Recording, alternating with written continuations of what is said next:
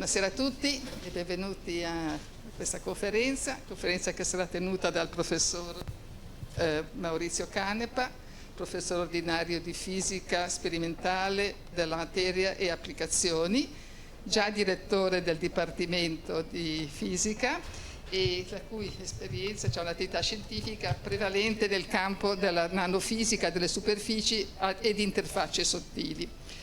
Si è interessato alla progettazione di apparati sperimentali e applicazione di metodi ottici spettroscopici lineari nella caratterizzazione di nanosistemi ibridi per la fotonica. Allora, vediamo la conferenza ha un titolo, chiamiamo, molto accattivante, molto intrigante. Grazie. Dalle stelle alle nanopiramidi, proprio ordini di grandezza diversi, direi, assolutamente. E di cosa ci parlerà? Ci parlerà degli esperimenti con gli interferometri giganti, sia l'IGO, quello degli Stati Uniti, sia quello dell'europeo Virgo che sta a Cascina in Toscana. E questi due interferometri hanno rivelato i primi segnali di onde gravitazionali prodotte dalla fusione di due buchi neri o di due stelle di neutroni. Allora, chiaramente per ottenere risultati importanti in questo campo ci vuole anche una tecnologia estremamente avanzata e metamateriali estremamente avanzati, e di questo di cui ci parlerà appunto il professor Canepa, questi materiali innovativi, e in particolare ci parlerà degli specchi perfetti, cioè quelli che vengono chiamati riflettori interferenziali, e siamo molto curiosi appunto di quanto ci racconterai. Allora, mi permettete? No, sì. Io parlo qui. Dove vuoi. Mi permettete di ringraziare la professoressa Saccone, l'Accademia e il professor Pestarino per questo invito. Adesso però vi voglio far vedere, se riesco a girare,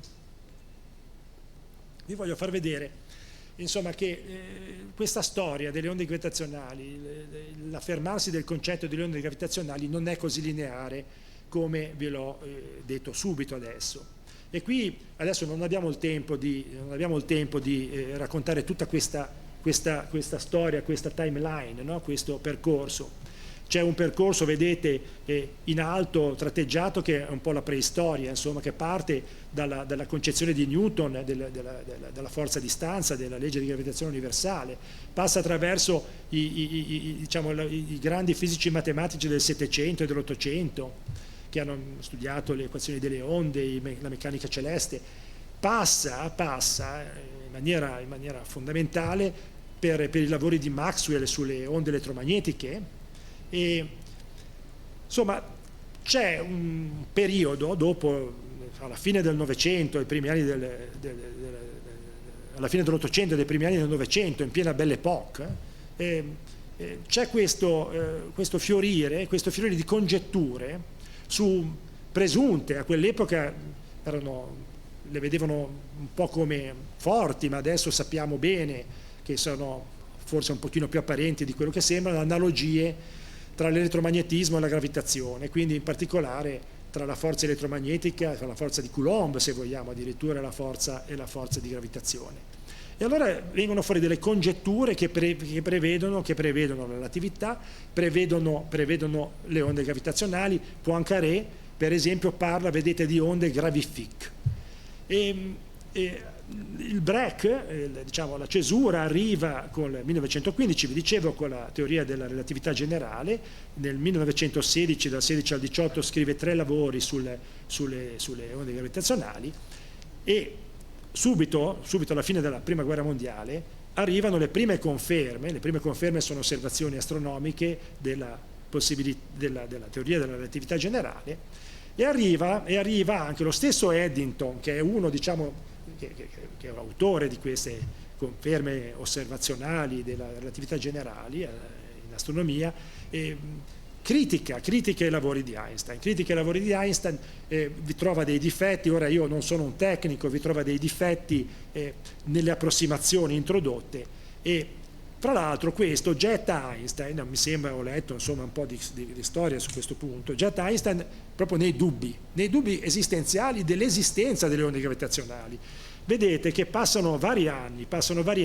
Einstein, qui c'è una storiella abbastanza carina, Einstein scrive un lavoro insieme a questo suo allievo Rosen, e proprio in cui si chiede: ma esistono le onde gravitazionali? E la storiella è che spedisce questo lavoro alla Physical Review. Lui nel frattempo era emigrato negli Stati Uniti per questioni legate alla dittatura nazista e alla persecuzione degli ebrei, e manda questo lavoro alla Physical Review, e la Physical Review utilizza per Einstein la procedura americana, cioè prende questo lavoro e lo manda ai referì. Lo manda ai referì, e un referì critica il lavoro di Einstein. E c'è la lettera, insomma. Einstein si risente ufficialmente, dice: ma come? Ma tu mandi a referì un mio lavoro? Insomma, Einstein era già Einstein a quell'epoca. Mandi un referì un mio lavoro, lo ritira questo lavoro.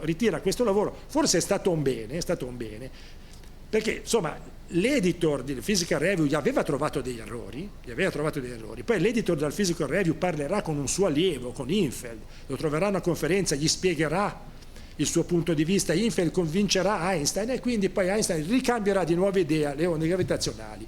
Invece a questo punto ci crede di nuovo.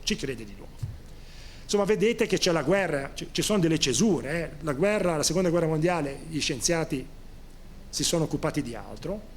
Dopo la guerra c'è un lavoro molto importante di un certo Pirani, che sostanzialmente sistema i problemi di sistemi di riferimento, introducendo in maniera più sistematica la geometria riemanniana all'interno della teoria della relatività generale, sistema e dà una dignità ancora, diciamo, più forte all'esistenza delle onde gravitazionali. La svolta forse proprio epocale avviene a una conferenza che si chiama General Relativity 1 nel 1957 a Chapel Hill. Anche questa conferenza ha una storia interessante che fa capire cosa sia l'America, insomma, al di là di quello che vediamo oggi. Un magnate americano molto interessato, entusiasta della relatività generale, mette fondi per organizzare una grande conferenza per radunare tutti i fisici teorici e sperimentali che potevano lavorare sulla relatività generale, sulle onde gravitazionali. E lì nasce, vedremo fra un attimo, l'idea di andare a misurarle queste onde gravitazionali. E questa fondazione di questo magnate esiste ancora oggi e diciamo, dà fondi a giovani per studiare la relatività generale. Guerra fredda, ci sono, diciamo, tutta una serie di raffinamenti teorici, ci sono le prime simulazioni, vedete quel nome Kip Thorne che ritornerà. Nel 1979 c'è un evento epocale, storico per le onde gravitazionali, molto molto importante per la relatività generale. Viene osservata, diciamo, la diminuzione di massa di un sistema di pulsar, di un sistema formato da una pulsar e una stella di neutroni. Vedete questa figura, i punti sono punti sperimentali, la linea è una linea che è una teoria, diciamo, viene fuori dalla teoria della relatività generale. Questa diminuzione di massa viene messa in relazione diretta, anche se non è un'osservazione di onde gravitazionali, ma viene messa in relazione diretta con l'emissione da parte di questo sistema di onde gravitazionali e quindi di trasporto di energia attraverso, diciamo, la perdita di massa, secondo la famosissima equazione einsteiniana. Quindi l'evidenza per l'esistenza delle onde gravitazionali c'è, si tratta di andarla a vedere, e quindi parte la storia dei detectors, i detectors per vedere direttamente le onde gravitazionali. Questo, diciamo, è il proceeding di quella conferenza. A quella conferenza ci sono, diciamo, si possono enucleare due storielle, di nuovo due aneddoti. Il primo Feynman che allora era relativamente giovane, scrive di questa conferenza: ma qui si parla tanto di tensori e non ci si pone la domanda: ma allora queste onde le misuriamo? Come facciamo a misurarle?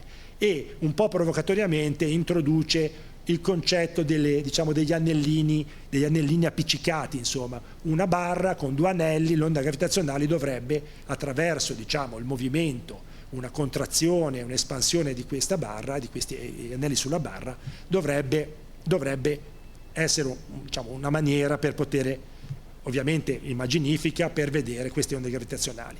In realtà però c'è questo Joseph Weber, un ingegnere all'Università del Maryland, che è interessato, si dimostra molto interessato. Allora c'erano gli scettici e gli ottimisti rispetto alla possibilità di misurare le onde gravitazionali, è interessato e decide di iniziare una linea di ricerca per mettere su un dispositivo che sarà un'antenna per la osservazione diretta.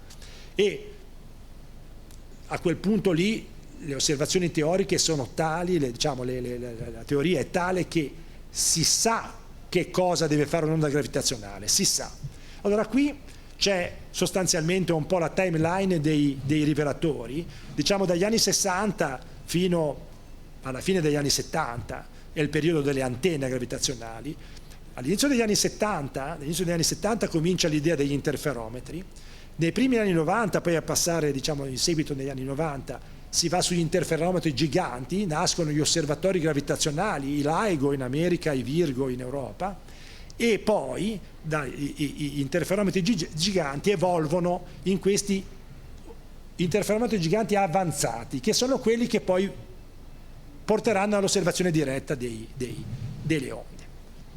Però facciamo un passo indietro, insomma, le antenne, perché se vedete in basso qui, questo Weber ha scritto dei lavori, un Scientific American che, insomma, quelli della mia generazione e quelli anche della generazione che vedo qua in sala conoscono come una rivista all'epoca molto di moda, e vedete un Physical Review Letter, Evidence for Discovery of Gravitational Radiation, osservazione, insomma, due Physical Review Letter 66-69, Weber.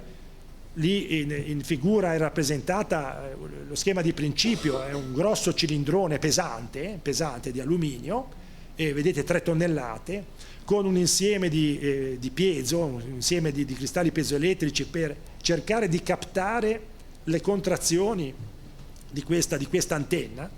E lui, che già comunque ha l'idea di avere 2 detectors di questo genere, uno in Maryland e uno ad Argonne, perché capisce che la rivelazione in coincidenza è una cosa importante per poter essere sicuro di vedere queste onde, e lavora, comincia, si rende conto del rumore eccetera eccetera, però lui è convinto, vede segnali ed è convinto che questi segnali siano dovuti alle onde gravitazionali. In realtà questi segnali sono un po' troppi, i teorici si insospettiscono, fanno conti e dimostrano che solo nel centro della nostra Via Lattea i segnali di Weber sarebbero corrisposti a milioni di masse solari scomparse per anno, e quindi sostanzialmente gli dicono: no, guarda, c'è qualcosa che non va, tu non stai misurando delle onde gravitazionali, stai misurando dei segnali spuri. Ora, questo Weber era piuttosto coriaceo e non si è arreso facilmente.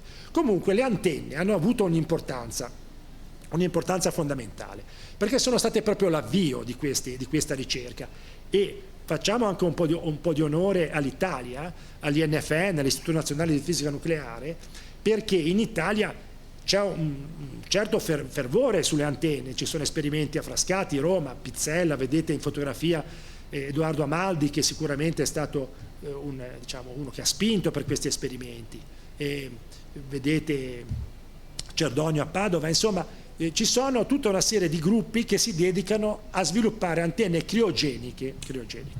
Ora, poi negli anni 90 cito anche, magari qualcuno se lo ricorda qui, cito anche l'attività di Genova, del gruppo INFN di Genova, spinta da Emilio Picasso, che era tornato dal CERN, con Gianluca Gemme e con altri fisici, e anche loro si erano lanciati in questo affare, insomma, sperimentale, volendo utilizzare come rivelatori delle cavità a radiofrequenza di tipo superconduttore. Quindi questi sono i primi tentativi, antenne, cavità, e ci sono tante di queste antenne nel mondo, tante.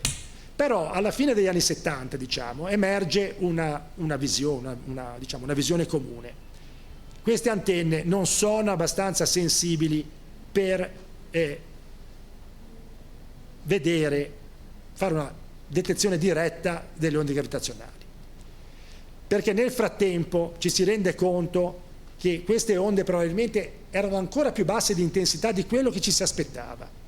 Però questi esperimenti, quindi esperimenti che sono finiti negativamente, hanno portato ad un'importante eredità.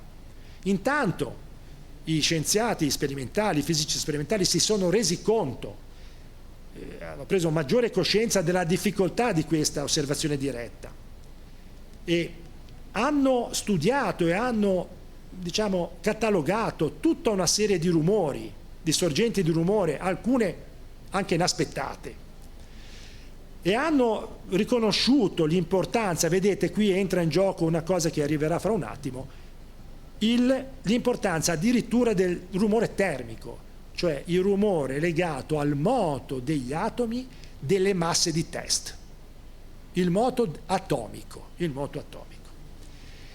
Ci sono poi, hanno dato un impulso comunque ai fisici simulazionisti e ai fisici teorici per studiare appunto come dovevano essere le onde, da che genere di sorgenti stellari, cosmiche, che tipo di forme d'onda nel dominio del tempo, nell'intensità, insomma. Da questo insieme di esperimenti sulle antenne si forma una comunità di scienziati che studiano le onde gravitazionali.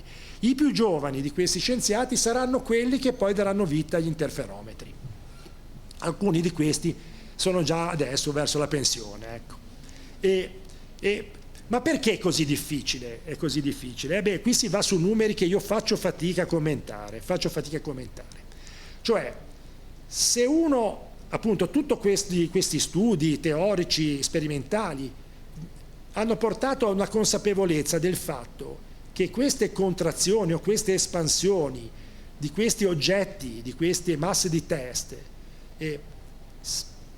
erano davvero piccole.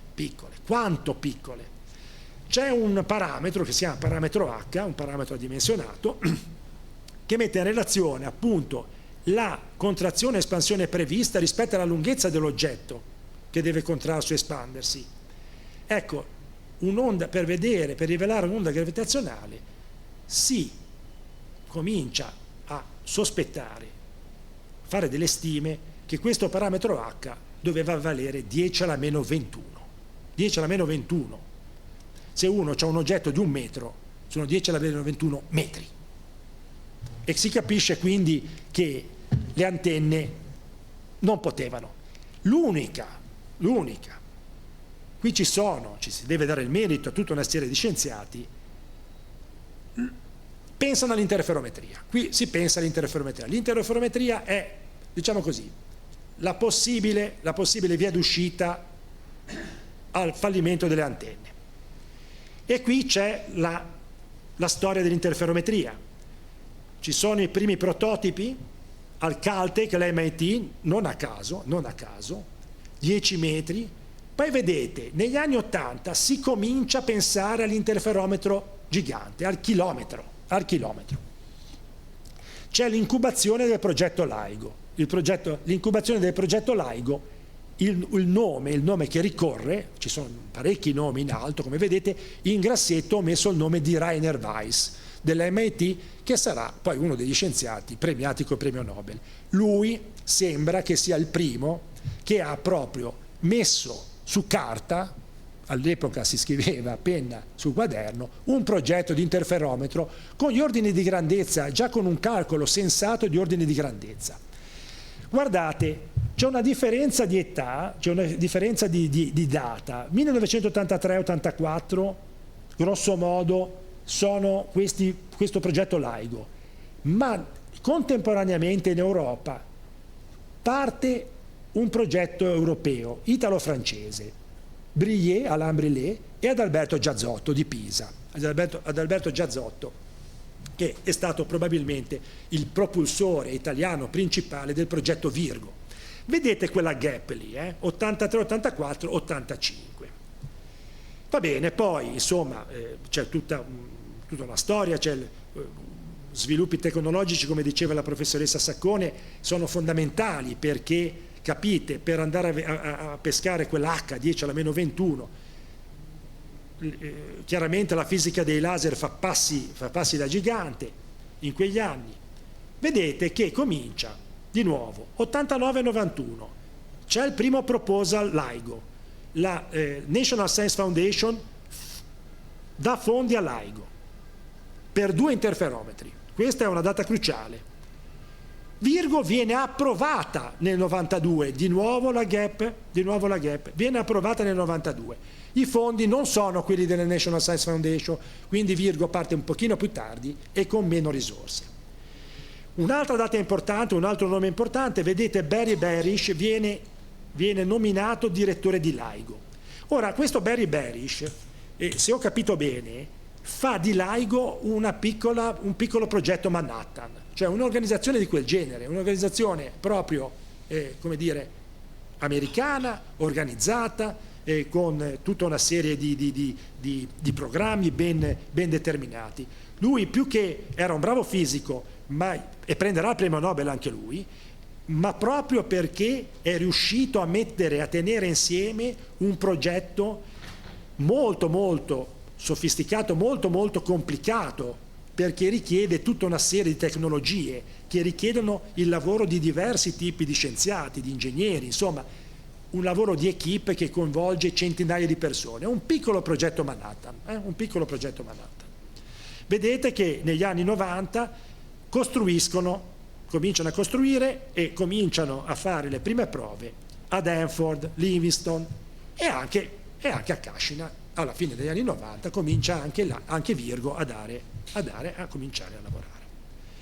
Nel 2007 c'è un importante accordo collaborativo tra LIGO e Virgo. Insomma, va avanti la storia e questi interferometri portano alle osservazioni. Le osservazioni sono del 2015, la prima osservazione di una coalescenza di buchi neri e via dicendo, adesso ne riparleremo.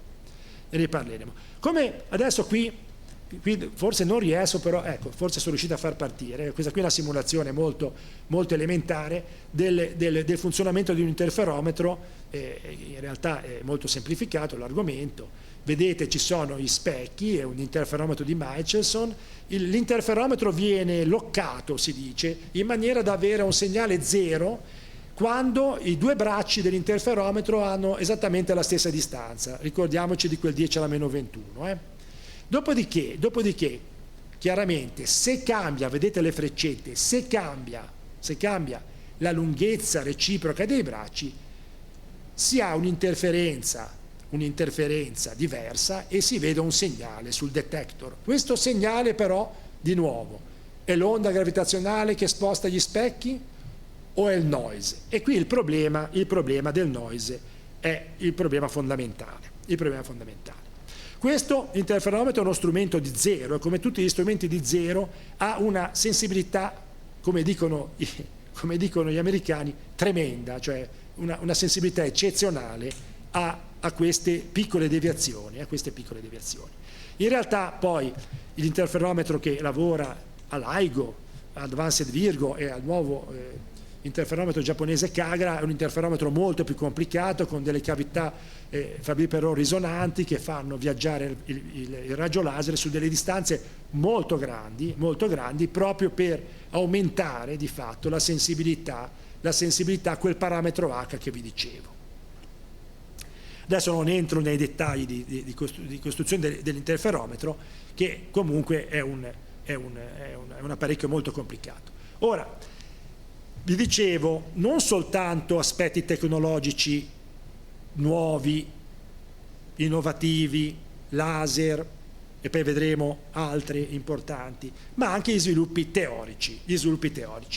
Kip Thorne ha preso il premio Nobel. Kip Thorne è un teorico simulazionista, famoso fra i giovani per essere stato uno degli autori di Interstellar, una serie famosa, insomma, e Kip Thorne è a capo di un gruppo, è ancora a capo ed era a capo di un gruppo che insomma trovava simulazioni numeriche delle equazioni di Einstein e ha simulato, prima dell'osservazione, ha simulato la forma d'onda, vedete, la deformazione, strain, in funzione del tempo, la forma d'onda aspettata per una coalescenza di 2 buchi neri.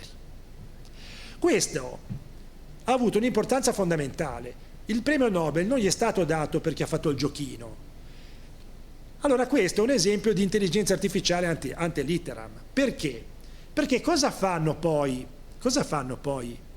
gli scienziati di Virgo, LIGO, che vanno a cercare l'onda gravitazionale? Devono andare a cercare segnali di questo genere sepolti quasi nel noise, nel rumore. Quindi loro in qualche maniera devono conoscere, tra virgolette, a priori, le forme d'onda che stanno andando a cercare. Cioè non è che si presenta così e allora dico, ah guarda, c'è questa forma d'onda, è una cosa interessante e allora vado a studiarla. No, loro vanno a cercare, questo qui è un aspetto un po' inquietante della questione, però bisogna conoscere bene, con un certo anticipo, le forme d'onda per poi poter davvero avere una confidenza su quello che si vede. Confidenza che quello che si vede, vabbè, qui c'è questo filmino fatto, guardate che questa cosa qui sembra un gioco, ma è una cosa abbastanza realistica, fatto nel laboratorio di Kip Thorne e presentato anche alla sessione Nobel. Fra l'altro è realistico, nel senso è divertentissimo, si vede anche il cosiddetto lensing, vedete che attorno alla coalescenza a un certo punto si deforma, no, lo spazio. Bene, arriviamo a settembre, 14 settembre 2015, arriva la prima osservazione, la fusione dei due buchi neri, 36 masse solari, 29 masse solari, che danno origine ad un unico buco nero di 62 masse solari. Se fate i conti manca qualcosa, e questo qualcosa è andato a finire in energia dissipata attraverso le onde gravitazionali. Vedete, la cosa fondamentale è l'osservazione sincrona, e l'osservazione sincrona in realtà con un piccolissimo delay di tempo, ritardo di tempo dovuto alla differente posizione dei due osservatori. Quello che conta è che la stessa funzione d'onda la si vede contemporaneamente in due interferometri, uno con un po' meno rumore perché era messo meglio rispetto alla direzione di provenienza dell'onda, e uno con un pochino più di rumore. Questa è la prima. Noi italiani, scienziati italiani che lavoriamo, io lavoravo già un po' in queste cose, e siamo rimasti chiaramente un po' scornati, perché Virgo vede la prima onda solo nell'agosto 2017. Allora, se fate caso prima, 2 anni di ritardo nei finanziamenti, 3 anni di ritardo nei finanziamenti del progetto, 2 anni di ritardo poi nell'osservazione.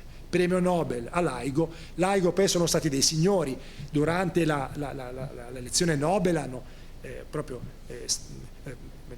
affermato e fatto presente che c'era una collaborazione LIGO-Virgo, che anche Virgo aveva la sua importanza, però il premio Nobel è andato a LIGO. E vedete che addirittura Virgo è stata addirittura un po' sfortunata, è stata decisiva Virgo in questo caso, adesso vi spiego, ma è stata sfortunata perché era messa di nuovo male rispetto all'onda. Quella meglio messa, e vedete al centro Livingston, quel segnale luminoso che vedete è l'onda gravitazionale, quello di sotto è la forma d'onda nel dominio del tempo, e Hanford già lo vede peggio, Virgo lo vede un pochettino, però questa rappresenta la prima triangolazione.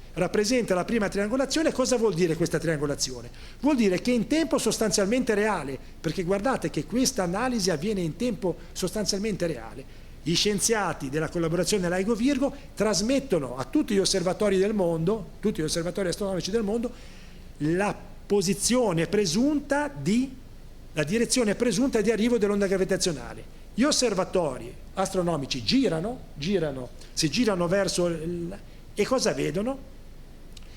Vedono, niente, in questo caso qui un attimino no, scusate che mi sto confondendo con la trasparenza, ma sempre pochi giorni dopo, vedete, il 17 agosto, è questo che vi volevo dire, scusate, qui di nuovo c'è un'osservazione a tre osservatori, si ha la triangolazione, e gli osservatori, i vari osservatori raggi X, visibili, eccetera, eccetera, riescono a vedere una controparte ottica, vedono addirittura questa famosa esplosione, questa kilonova, dovuta a questo in questo caso, vedete che la forma d'onda è un po' differente, in questo caso non si osserva una coalescenza di buchi neri, ma una coalescenza di stelle di neutroni.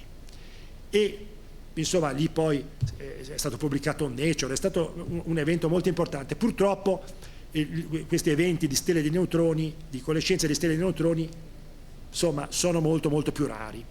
E invece, poi passerò alla seconda parte del seminario, e invece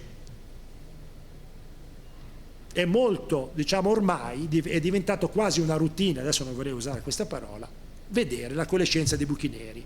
Ora qui è di qualche tempo fa questa tabella, però vi assicuro che ormai quasi settimanalmente si riescono a vedere dei segnali papabili. Poi vanno, ovviamente c'è tutto uno studio per capire bene se saranno veri o no, se saranno davvero onde gravitazionali o no, però ormai i rivelatori, LIGO, Virgo, sono entrati in un'epoca matura per quanto riguarda l'osservazione dei buchi neri.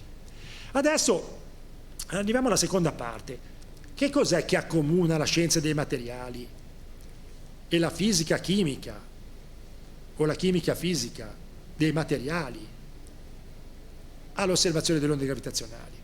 Va bene, qui vedete due fotografie. Una è il tunnel di Virgo, in quel tubo corre il laser tra un braccio tra uno specchio e l'altro. E lì vedete questo a destra, questo visto dall'alto non si vede, non si capisce bene. Questo qui è quello che si chiama un super attenuatore. In fondo, adesso poi vi farò vedere meglio, c'è lo specchio. È un sistema per abbattere tutta una serie di, diciamo, perturbazioni meccaniche. Ora, le masse di teste non sono più le antenne. Le masse di teste sono dei cilindri massicci di quarzo fuso, 40 kg, vedete il diametro sono 35 cm. Sopra questi cilindri di quarzo fuso è depositato il cosiddetto coating. Il coating è un insieme che poi vedremo di film, di materiali, di ossidi amorfi, lo vedremo fra un attimo, che funziona come un riflettore di Bragg, come un metamateriale, adesso poi vedremo meglio, e questo coating è dotato di una riflettività pressoché perfetta e vedremo anche dotato di caratteristiche atomiche che minimizzano, non abbastanza sfortunatamente, il rumore termico. Questi oggetti sono oggetti raffinatissimi, non abbastanza raffinati come vorremmo, ma raffinatissimi.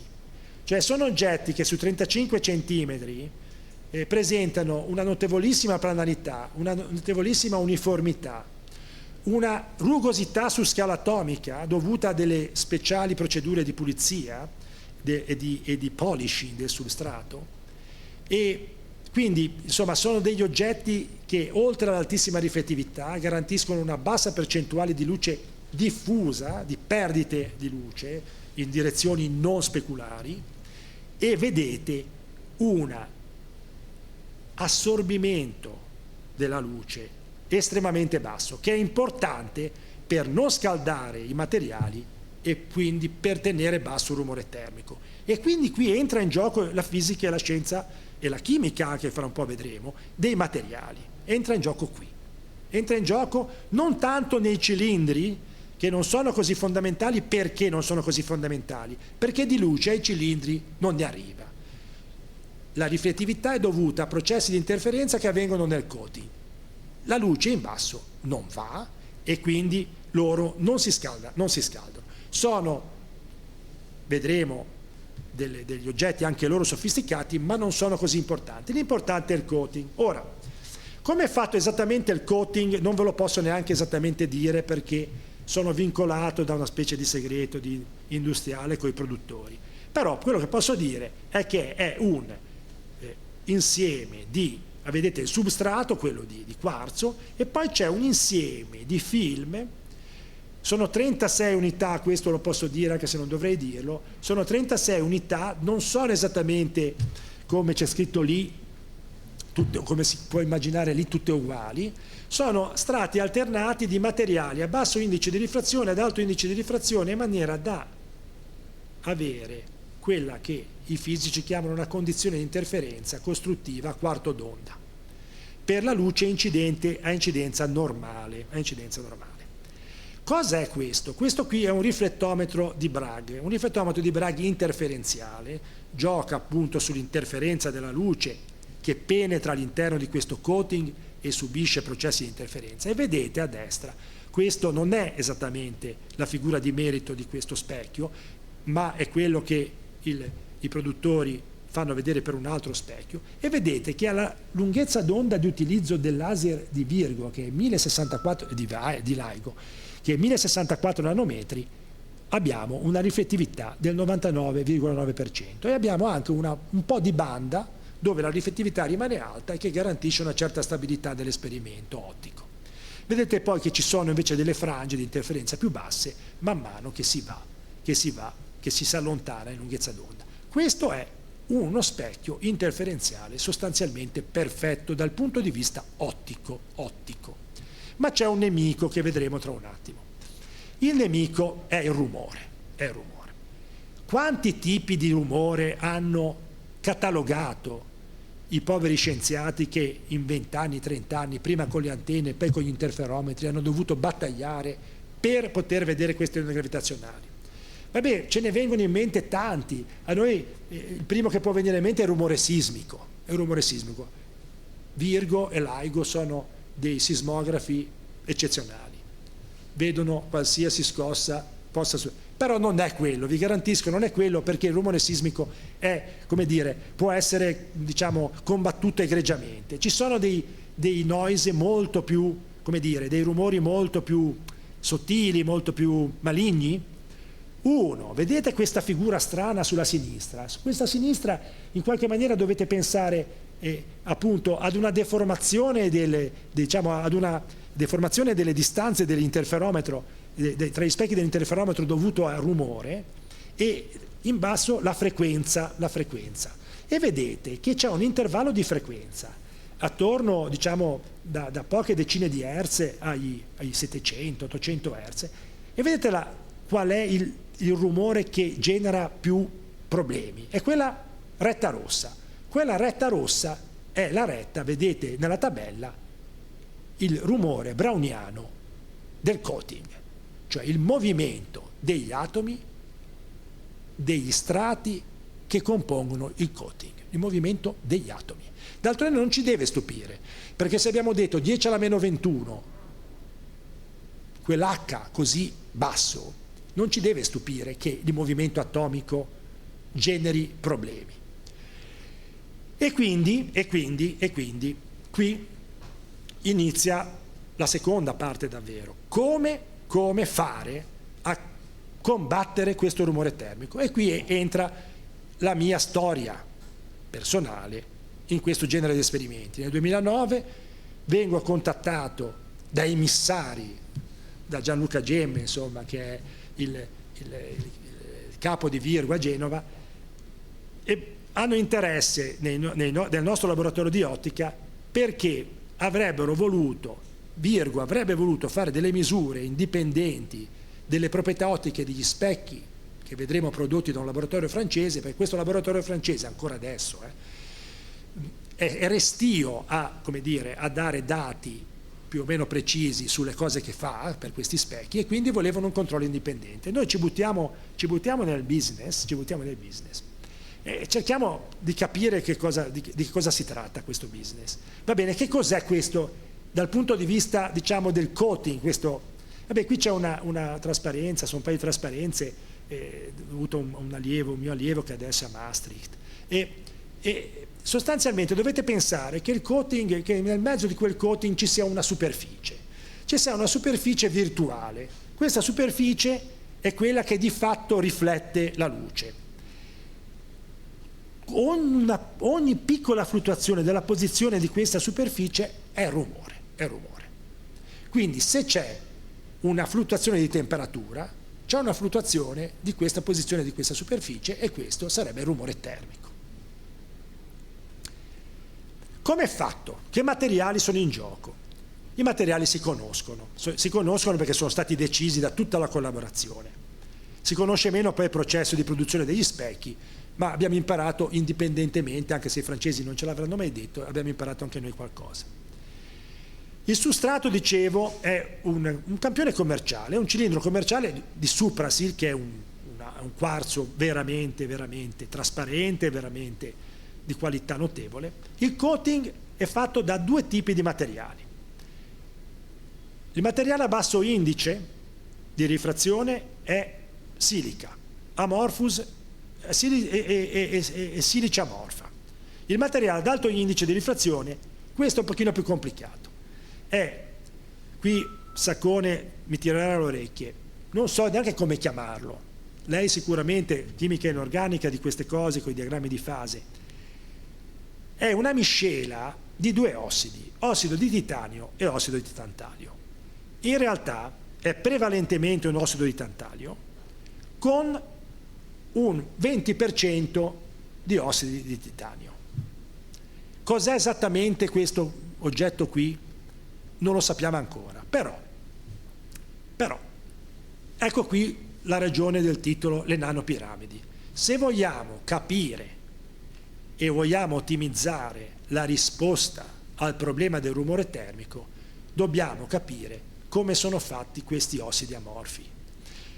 Questi ossidi amorfi, allora, uno ha l'idea che amorfo voglia dire disordinato. Una visione moderna, più moderna di un ossido amorfo è un solido non cristallino. Solido non cristallino vuol dire che non c'è ordine a lungo raggio, non c'è un reticolo di atomi, non ci sono celle unitarie nel linguaggio della fisica dello stato solido, non c'è la diffrazione. Noi non abbiamo il mezzo principale per studiare la struttura dei cristalli, la diffrazione, con gli ossidi amorfi non ce l'abbiamo. L'unico aspetto ottimistico è che di solito sono molto isotropi, anche se noi poi alla fine, facendo le cose, vediamo in rapporto al metodo di crescita che ci sono anche delle piccole anisotropie, potrebbero esserci delle piccole anisotropie. Metodi sperimentali per studiare la struttura è la cosiddetta funzione GR, la funzione di correlazione, mostra la correlazione tra le posizioni degli atomi. E questo metodo mostra che in realtà questi ossidi hanno una struttura a corto raggio che non è poi così diversa dal loro parente cristallino, però ci sono parecchi difetti. Allora, studiare questi ossidi vuol dire mettere insieme molti livelli e alti livelli di competenza di diversi laboratori. Bisogna saperli crescere questi film, bisogna sapere che trattamenti post crescita fare e poi bisogna studiare per bene le loro proprietà ottiche, capire esattamente che l'indice di rifrazione, ma soprattutto quei assorbimenti ottici, e poi vedremo questa storia della Urbach tail, che è una cosa un pochino sofisticata, è un dettaglio molto ma molto importante. Le proprietà meccaniche, cioè la capacità di dissipare il calore e come viene dissipato il calore in questi materiali. La morfologia, bisogna controllare per bene lo spessore di questi layer, di questi strati, per determinare le condizioni di interferenza. La rugosità di superficie, la composizione, verificare la composizione. E poi la struttura e un ruolo fondamentale e importante, vedete, per il calcolo di struttura si stanno rivelando le simulazioni atomistiche. E vi posso già dire che nel prossimo futuro non è uno slogan, l'intelligenza artificiale in questo settore potrebbe davvero aiutarci. Tutte queste competenze richiedono, è difficile trovarle in un unico laboratorio, c'è il laboratorio che cresce, il laboratorio che caratterizza ottica, insomma si è formato un laboratorio distribuito che si chiama Virgo Coating R&D, che lavora in competition. Competition cosa vuol dire? Che è cooperativa la questione, lavoriamo insieme agli scienziati di LIGO, però è anche competizione. E nel gruppo LIGO ci sono laboratori dell'MIT, del Caltech, insomma laboratori molto forti, col quale è difficile competere. Chi è che fa sti film? I film vengono depositati a Lione, da questo laboratorio di materiali avanzati, hanno una macchina unica al mondo, capace di depositare questi coating su delle aree così grandi. Quello lì è un cannone ionico che vedete, è una macchina in vuoto chiaramente, e si chiama, questo metodo di deposizione di questi coating si chiama sputtering per ion beam. Insomma, voi prendete degli ioni argon, li spedite su un target, vedete in figura il target. Da questo target, il target è fatto del materiale che voi volete depositare sullo specchio, sia il silicio, sia il titanio, sia il tantalio. Vengono emessi per sputtering, cioè quindi per scalzamento, questi atomi, che formano una specie di nuvoletta, quella grigia, vanno a finire su questi campioni, questi substrati pronti, e si manda ossigeno nel frattempo per formare l'ossido, e quindi si vengono a formare questi ossidi. È un processo piuttosto complicato,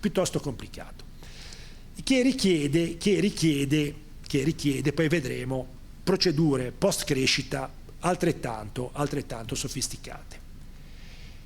Allora, il difficile è che la struttura degli amorfi dipende in maniera veramente, come dire, sottile, veramente complicata, sia dal processo di deposizione sia dai trattamenti post crescita. Gli amorfi, questo qui è un diagramma di energia libera in funzione, diciamo, di configurazione, di spazio delle configurazioni, da come sono messi gli atomi. Vedete per esempio quei due stati, i minimi di energia vuol dire stati più stabili, i massimi vogliono dire stati meno stabili. Quei due stati rappresentati nell'ovale rosso corrispondono nelle simulazioni a due sostanzialmente strutture che si differenziano per un dettaglio molto fine. Vedete le due piramidi blu sono un po' leggermente spostate in un caso e nell'altro. Bene, questo determina la differenza di posizione, di equilibrio tra i due casi. Voi capite che basta una piccola perturbazione per fare spostare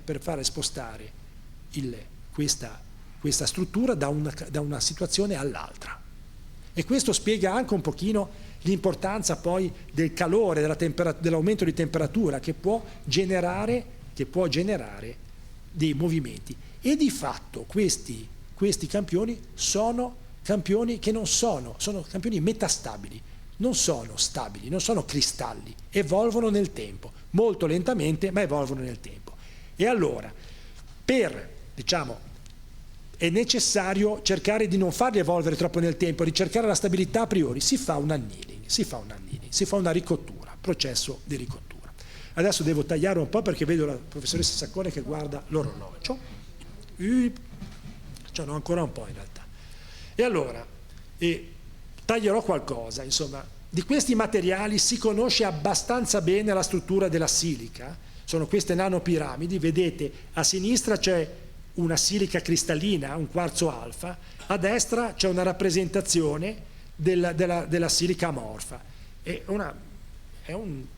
Non c'è ordine, però vedete che c'è una certa uniformità. In realtà se uno va a vedere, se uno va a studiare, troverà la presenza, questi materiali amorfi hanno la presenza al loro interno di parecchi tipi di difetti, difetti che poi si riducono con l'annealing.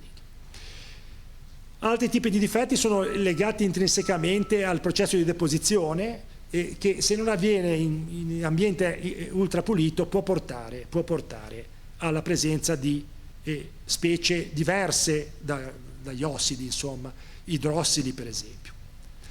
La vera sfida è il materiale ad alto indice, questa titania tantala, nessuno sa esattamente com'è ancora.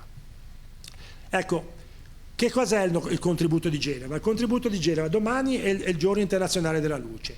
Il contributo di Genova è cosa possiamo dire con le nostre tecniche che ci piacciono a noi, che noi studiamo l'ottica dei materiali, cosa ci possono dire su questi coating.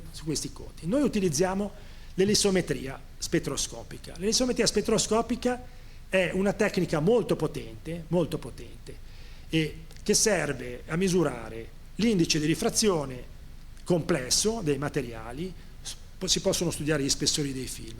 È di fatto una spettroscopia elettronica, Attraverso spettri elissometrici, appunto, possiamo studiare la morfologia, le proprietà elettroniche di questi film. Allora, questa è l'anatomia di uno spettro, questi qui sono dei dati sperimentali, ora non entrerò nei dettagli. Vedete qui sulla destra, questo qui è uno spettro, è complicatissimo spiegarvi tutto dall'inizio, insomma. Vedete che ho individuato 3 regioni, una regione dove vedete delle forti oscillazioni regolari, nell'ovale rosso, una regione arancione dove queste oscillazioni si smorzano e una regione blu dove queste oscillazioni non si vedono più. E in basso c'è l'energia del fotone, la lunghezza d'onda, insomma. Ora, queste 3 regioni corrispondono a sinistra, quella rossa all'infrarosso, e l'arancione nel visibile ultravioletto e la nera, la blu, quella che è, nell'ultravioletto. Sono 3 regioni che danno informazioni diverse. La regione rossa ci dà informazioni soprattutto sull'indice di rifrazione nel range infrarosso.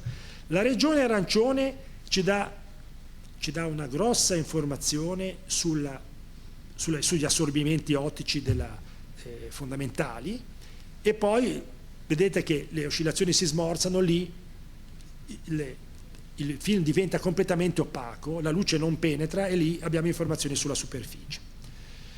Stiamo lavorando su diversi campioni in collaborazione sono tutti campioni che noi studiamo per capire se troviamo una soluzione, un campione migliore, un materiale migliore alla Titania Tantala, che stiamo studiando ancora. Studiamo diversi tipi di geometria, studiamo anche dei specchi completi. Mi sono portato dietro un prototipino di specchio, se poi qualcuno dopo lo vorrà vedere. Ecco, una cosa fondamentale del processo di annealing: il processo di annealing cambia questi spettri. Noi vediamo cambiare questi spettri e noi siamo in grado, dallo studio delle variazioni spettrali, di dare delle informazioni importanti. Che tipo di informazioni? Vedete qui c'è, prima di fare l'annealing, grigio, dopo l'annealing, verde. Vedete nella zona arancione che c'è mentre nella zona rossa le variazioni sono piccole ma poi significative, sta variando l'indice di rifrazione e lo spessore del film. Vedete che lì cambia parecchio. Bene, bisogna fare dei modelli interpretativi, ci sono dei modelli per spiegare come è fatta la soglia di assorbimento ottico di questi materiali. Si chiamano modelli di Cody-Lorenz, modelli di Tauch-Lorentz, sono dei modelli piuttosto sofisticati. Noi applichiamo questi modelli e riusciamo a capire che cosa? Riusciamo a trovare lo spessore di questi film, quindi diamo anche un feedback ai produttori sugli spessori, l'indice di rifrazione complesso, quindi la parte reale e la parte immaginaria dell'indice di rifrazione, il gap ottico, che poi evolverà nei cristalli, nella gap, nell'energy gap dei semiconduttori. Questi di fatto sono dei semiconduttori amorfi a largo gap. E vedete, ho messo in rosso la cosa più difficile, che sostanzialmente bisogna essere molto esperti di fisica dei semiconduttori, la coda di Urbach. Se guardate a sinistra, nel riquadro verde, quella lì è la soglia d'assorbimento. La coda di Urbach è proprio l'estremo a sinistra a energie più basse. Vedete che c'è un decadimento di questo assorbimento verso le basse energie. Quella si chiama coda di Urbach. La coda di Urbach è legata alla difettosità dei semiconduttori. È stata introdotta da Urbach studiando i semiconduttori cristallini, ma per i semiconduttori amorfi è molto importante. Perché è molto importante? Perché vedete in alto a sinistra, nel riquadro rosso, quelle sono in scala logaritmica, è il coefficiente di assorbimento misurato, determinato dall'isometria in funzione dell'energia per diversi semiconduttori amorfi, e vedete che l'annealing produce, non so se si riesce ad apprezzare, produce una diminuzione forte di questa coda di Urbach. Cosa significa questa diminuzione forte della coda di Urbach?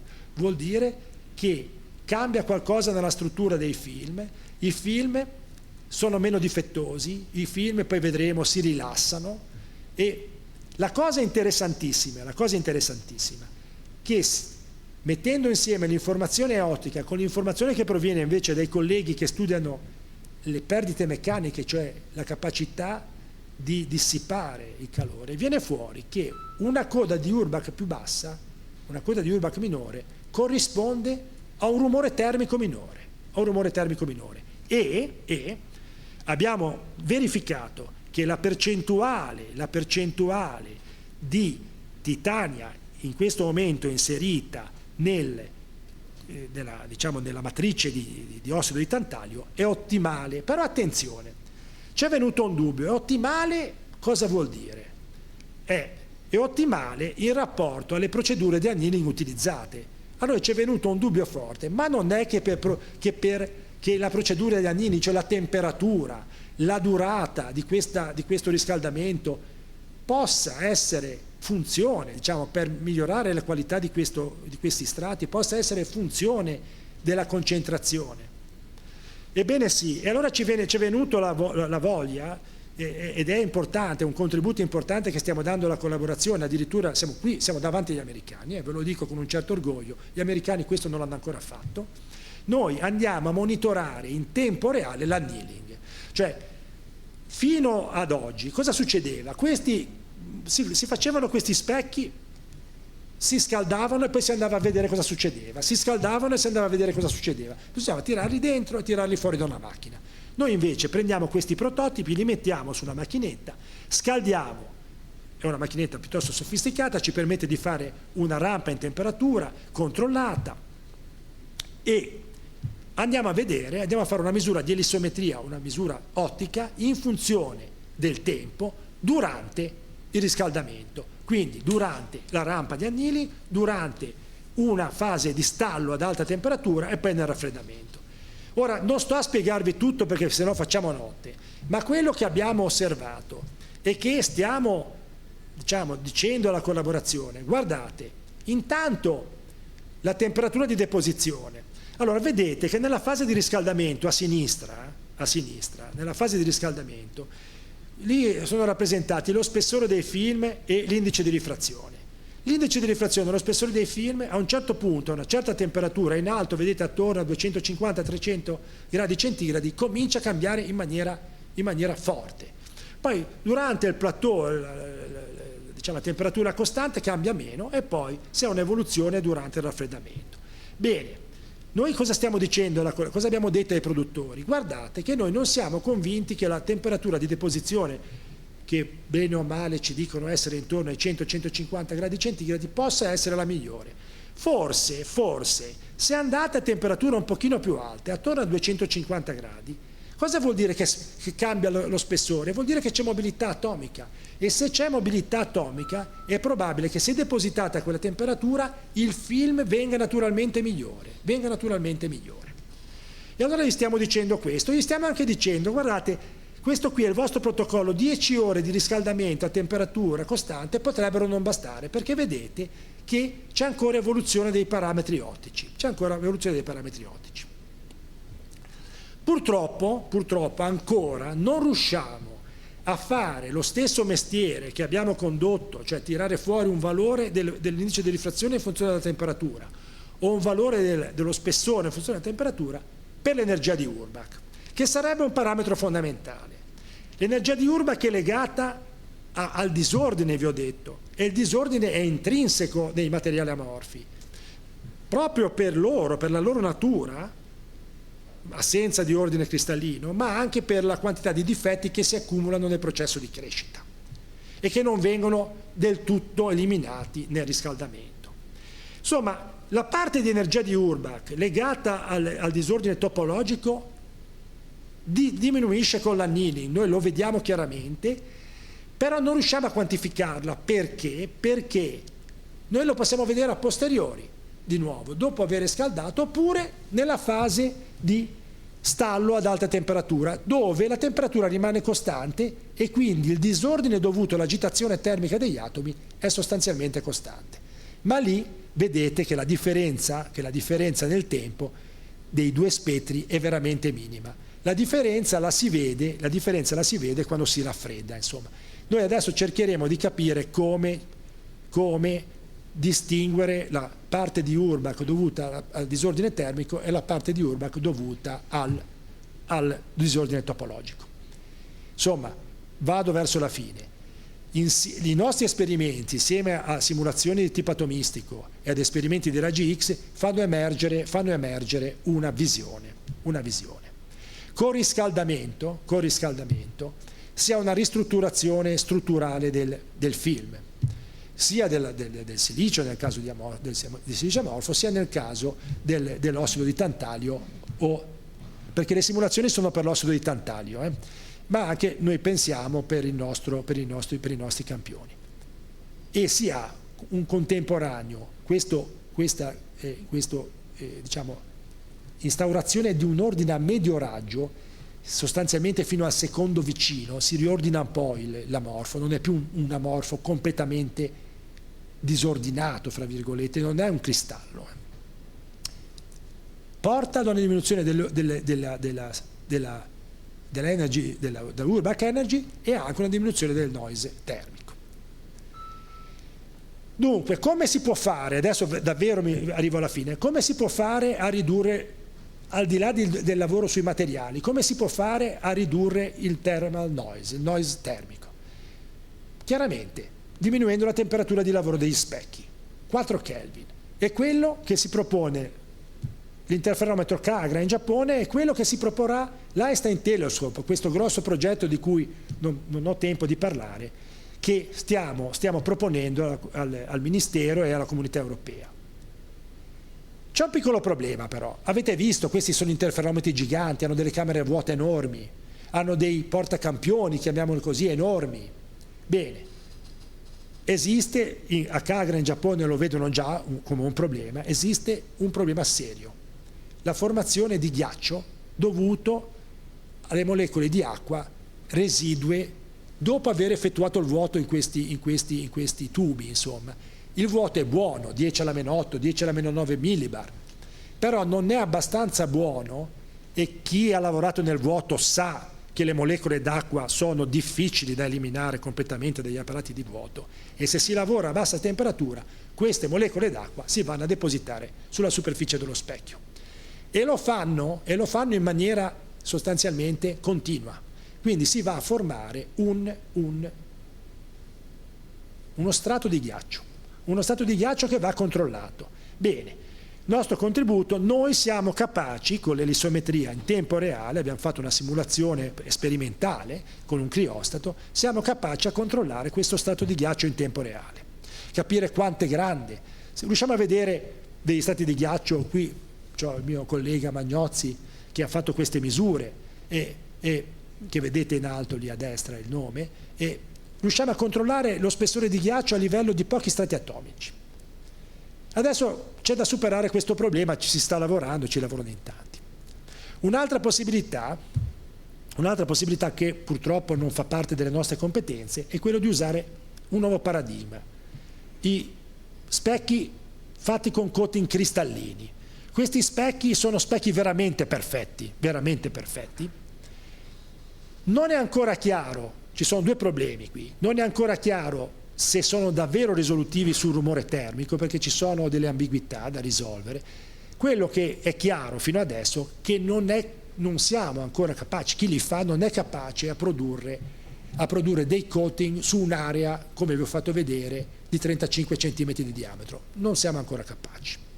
Quindi ci vorrà del tempo prima che questi, e quindi penso che la tecnologia a strati di ossido amorfo avrà ancora respiro.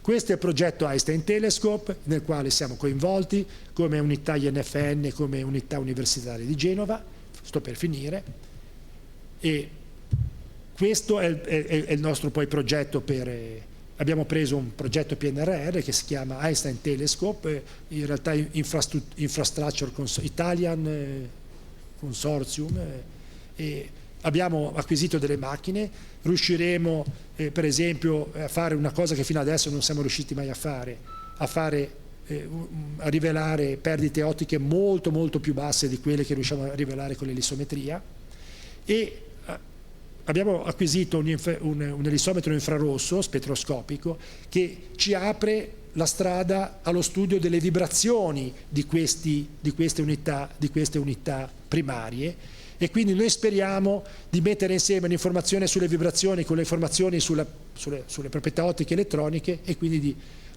dare un contributo in più sulla struttura. Ma questa è un'altra storia che arriverà per futuro. E vi ringrazio per l'attenzione e ringrazio chi mi sentirà da casa.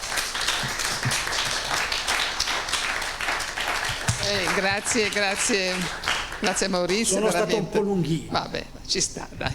L'argomento è molto interessante, apre molte strade, fa capire che avete fatto tanto lavoro, ma mi sembra che ce ne sia ancora molto. Come diceva Feynman, c'è un sacco di spazio al fondo. Giusto. C'è un sacco di spazio al fondo. Non sappiamo di fatto ancora qual è la vera causa, come riuscire dal punto di vista atomistico atomico a capire come ridurre questo noise termico, che guardate comunque è molto ridotto. Cioè, questi oggetti, per vedere queste onde, sono oggetti sofisticatissimi, però non sono perfetti. Anche questi francesi li abbiamo convinti che non sono perfetti questi specchi, li abbiamo convinti. C'è ancora un po' di strada per la perfezione. È stato difficile convincerli, ma se ne sono convinti con delle prove inoppugnabili, che adesso non vi posso raccontare. Va bene. Allora, c'è qualche domanda, qualche curiosità? Sì. Quindi avete scelto di farlo amorfo perché non lo potete fare cristallino?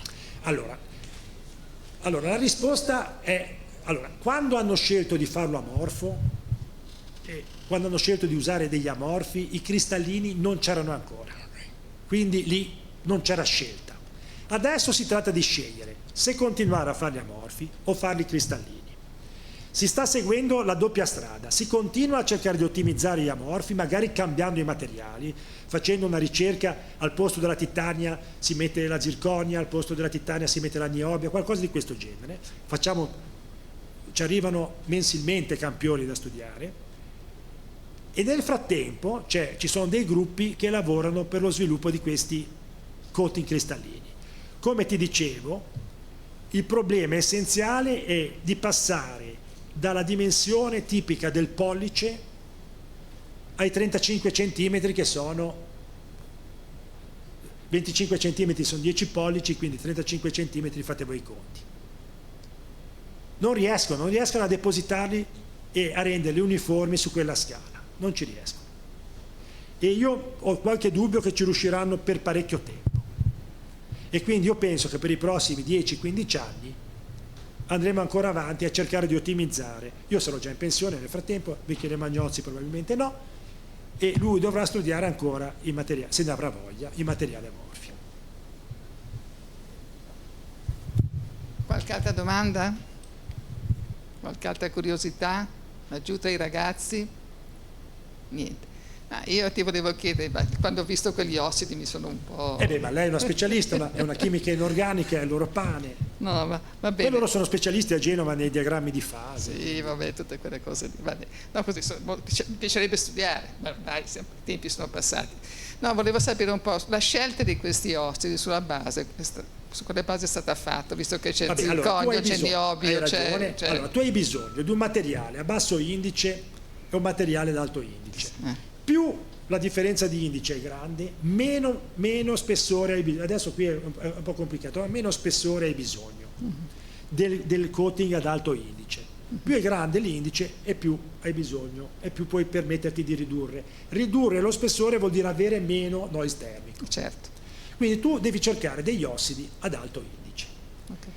L'ossido ad alto indice che piacerebbe a tutti è la titania.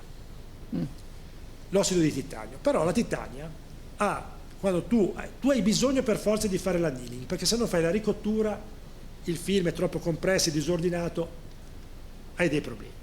La titania ha una temperatura di cristallizzazione molto bassa, quindi ti si cominciano a formare dei semicristallini molto prima di raggiungere, diciamo così, un rilassamento positivo di questi film di ossido. E allora la titania non può andare bene. Quindi deve essere drogata in qualche maniera. Si è passati all'ossido di tantalio. Sì. L'ossido di tantalio c'ha un bel indice di rifrazione e non abbastanza alto come la titania, ma alto. Però ha una temperatura di cristallizzazione parecchio più alta. E allora si è pensato di drogare l'ossido di tantalio. Avete fatto c'è un compromesso. Hanno fatto un compromesso, capito? Poi, come hanno determinato la composizione, io non vorrei entrare nei dettagli, perché secondo me sono andati un po' trial and error. Perché poi il passo importante è l'annealing. Loro hanno studiato un annealing e quell'annealing, secondo la nostra visione, è buono, quella temperatura di annealing raggiunta, quell'intervallo di tempo raggiunto, è buono per quella composizione e quindi quella composizione risulta quella migliore. Ma noi siamo convinti che cambiando il protocollo di annealing si potrebbero ottenere risultati forse anche migliori di quello. E stiamo cercando di convincere i francesi, che sono abbastanza convinti di questo, mentre gli americani sono partiti proprio per la tangente e vogliono, questo non è un segreto comunque, questo lo posso dire o non posso dire le concentrazioni, ma vogliono studiare invece una miscela di ossido di germanio e ossido di titanio. Molto diversi. Che sono molto diversi, e questo ha generato uno scetticismo. C'è una specie di, due tipi di litigi del gruppo Virgo Coating. Uno nei riguardi degli americani. Adesso io non lo fate vedere queste misure, non possiamo ancora farle vedere, ma Michele Mangiozzi ha fatto delle misure che dimostrano che questa scelta probabilmente è sbagliata. E adesso ci sarà un problema con gli americani, perché loro erano invece convinti che fosse quella giusta. E poi abbiamo anche un problema all'interno della collaborazione Virgo, perché all'interno della collaborazione Virgo il gruppo Virgo totale, insomma, ha abbracciato questa tesi degli americani. Cioè loro dicono, gli americani hanno fatto questi esperimenti, loro dicono che questo è il materiale buono, a noi va bene, lo sviluppino e a noi va bene e lo utilizzeremo anche per gli specchi di Virgo. Adesso noi stiamo un po' scettici su questo punto, stiamo accumulando dati. C'è un lavoro che abbiamo spedito, non so che fine farà, perché in questo lavoro non diciamo che gli americani sbagliano esplicitamente, ma se uno lo legge capisce, e quindi non sappiamo che fine farà questo lavoro. Comunque, bene, ho capito. Perché anche quel lavoro che vi ho fatto vedere in funzione della temperatura, questa novità, ce l'hanno tenuto i referì 6 mesi per poi non proporci correzioni. Quindi è stato un delay, come dire, abbastanza strumentale. Chiarissimo. Va bene. Se non ci sono altre domande, io ringrazierei... Tanto complimenti della conferenza per gli argomenti che per me sono estremamente difficili da comprendere. Sono difficili da comprendere anche per me. Allora, del progetto Einstein telescopio ce n'ha parlato anche Pallavicini. Infatti io non ho parlato perché sapevo già che Pallavicini... Ecco, però da quello che tu hai raccontato adesso, mi sembra che questo progetto di Einstein telescopio sia molto lontano da poter arrivare, perché i problemi sono legati al rivestimento di questi canali. Il progetto Einstein Telescope è un progetto enorme, coinvolge centinaia di scienziati, coinvolge centinaia di milioni. E non so se sapete, si tratta di forse addirittura 2 interferometri. Uno noi puntiamo a farlo in Sardegna, in una miniera abbandonata a Socenatos, perché dipende molto dalla struttura geologica, perché è una struttura in Sardegna, il rumore sismico è sostanzialmente assente. Dentro la miniera le sorgenti di rumore, tutte quelle sorgenti di rumore si attenuano, insomma c'è tutta una cosa che dice Einstein Telescope. Il problema del ghiaccio è un problema che poi verrà, come dire, risolto, non tanto secondo me impedendo la formazione di ghiaccio, ma capendo come la formazione di ghiaccio può essere, come può essere questo stato di ghiaccio un elemento ulteriore dello specchio. Quindi si dovranno aggiustare un po' le cose in maniera da far funzionare questo strato di ghiaccio funzionalmente allo specchio. Ma i problemi di Einstein Telescope sono altri, sono problemi soprattutto politici. Come vi ho fatto vedere prima un po' veloce, il progetto LIGO è arrivato prima forse per organizzazione, ma perché ha avuto maggiori finanziamenti dei progetti europei, molto maggiori. Certo, ho detto MIT, ho detto Caltech, ho detto delle università insomma, prestigiosissime, però hanno sempre ricevuto maggiori finanziamenti. Einstein Telescope richiede un finanziamento molto grande, è un'impresa europea, Certo, sì. È molto ambizioso perché è molto lungo, su 10 km, forse 30. Quindi è una struttura molto più grande. Però prima di arrivare a poter misurare le onde gravitazionali ci vorrà ancora un po'. Non penso, io non le vedrò come scienziato attivo, questo sicuramente. No. E non so, e spero di vederle. Speriamo di riuscire. Però guardate, posso spezzare una lancia in favore dell'Istituto Nazionale di Fisica Nucleare, di cui io sono un membro immaginario. C'è la parte reale e la parte immaginaria, io faccio un po' parte immaginaria. Però devo dare atto agli NFN di questa capacità. Cioè loro, Pallavicini ve ne avrà parlato, loro hanno la capacità di impostare degli esperimenti del quale sostanzialmente gli iniziatori di questi esperimenti non vedranno la fine. Loro riescono a impostare degli esperimenti che hanno un respiro di 20-30 anni.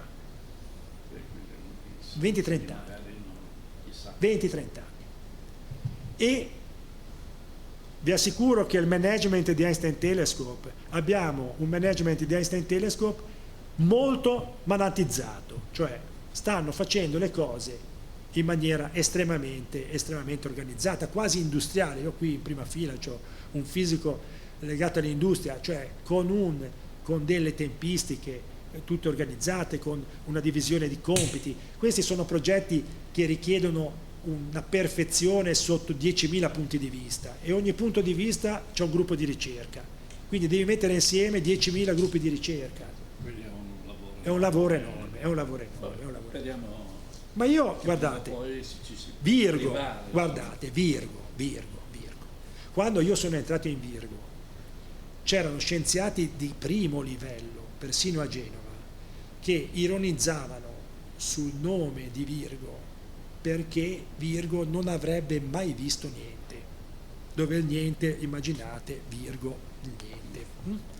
Bene, nel 2015 non l'abbiamo vista, ma nel 2017 e adesso Virgo vede, con le sue difficoltà, con le sue contraddizioni. Non siamo gli Stati Uniti, non abbiamo quei livelli di organizzazione, non abbiamo l'MIT, non abbiamo Caltech, però vi assicuro,